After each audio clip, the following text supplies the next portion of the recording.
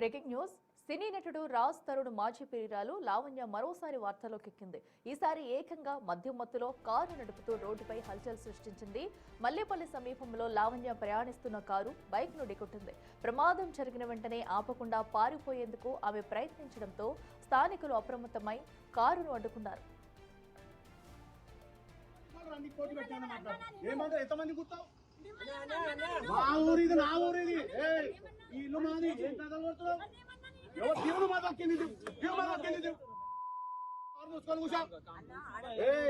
ఆడదాను నోరు మూసుకో మోగడం అయితే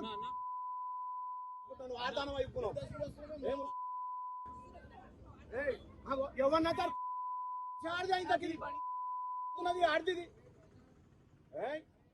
పోలీసు వాళ్ళు అన్ని పోటీ పెట్టాను మాట్లాడు ఏమంటారు ఎంతమంది గుర్తావు మా ఊరిది నా ఊరిది ఇల్లు మాది. ప్రమాదానికి బాధ్యత వహిస్తూ సారీ చెప్పాలని డిమాండ్ చేసిన గ్రామస్తులపై లావణ్య చిందులు తొక్కింది. తాగిన మత్తులో వారితో తీవ్ర స్థాయిలో వాగ్వాదానికి దిగింది. ఆ సమయంలో ఆమెతో పాటు కారులో మరో వ్యక్తి కూడా ఉన్నట్లు సమాచారం.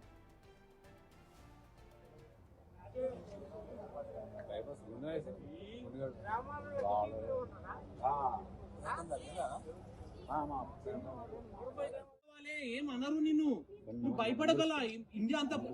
సమాచారం అందుకున్న పోలీసులు ఘటనా స్థలానికి చేరుకోగా వారితో కూడా లావణ్య దురుసుగా ప్రవర్తించింది. చివరకు పోలీసులు ఆమెకు డ్రంక్ అండ్ డ్రైవ్ టెస్ట్ పరీక్ష నిర్వహించగా రిపోర్టులో పాజిటివ్ అని తేలింది. పరిమితికి మించి మద్యం సేవించి వాహనం నడిపినందుకు గాను పోలీసులు ఆమెపై కేసు నమోదు చేశారు. కారును సీజ్ చేసి కొండాపూర్ పోలీస్ స్టేషన్ కు తరలించారు.